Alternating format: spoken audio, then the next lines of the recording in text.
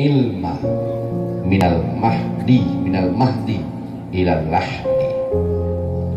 Wajib tuntut ilmu mulai gedanya mantang dalam ayun hingga gedanya wadai tanah lub dalam kubur.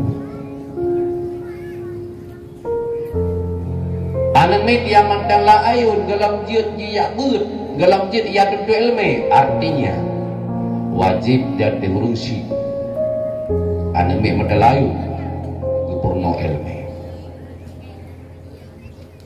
dengan gema ayun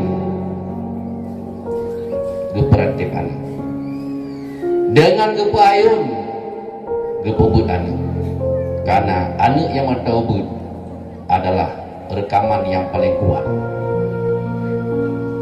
Poyang pun didengar itu yang melengket di hati yang hai tadi di tengah.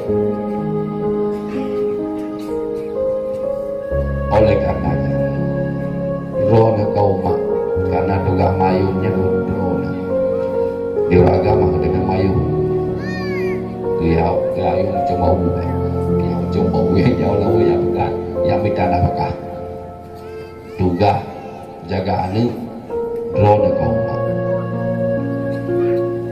dan kepada roh yang muda-muda yang galong minta baru nyong singgung janjian yang baru baik tinggal laju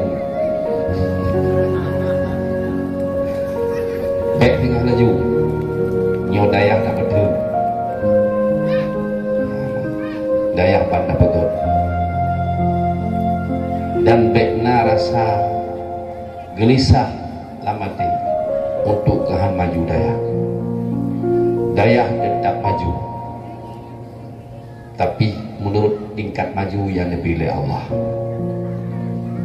Dia harus percaya kepada Allah. Agama dilindung oleh Allah. Tapi katanya yang berjuang agama tetap lebih rintangan oleh Allah.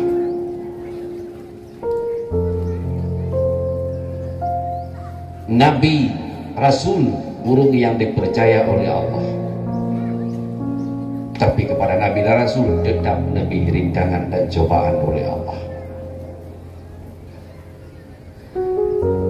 Rintangan yang teruk pada daya adalah bukan untuk umat daya, tapi untuk pemaju daya. Contoh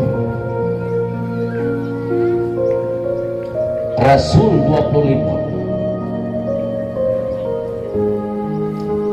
Nabi Nuh masyhur pada orang karena ada rintangannya.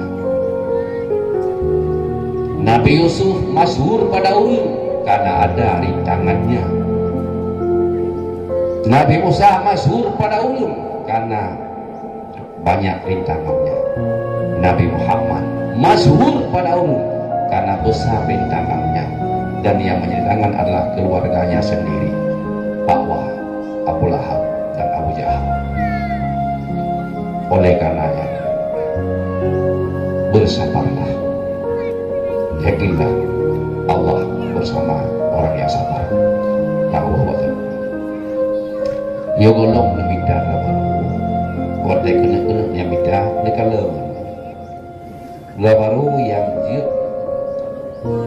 keurinan pak takubah anu B drama kita minta urina yang tebah anu tu wow pasal pakai selangki minta baru pakai selangki burung selangki BHP ini mandum kau online kalau wajah online, sabun online, sifat online, rara baru kang online nyo. Mudah lah.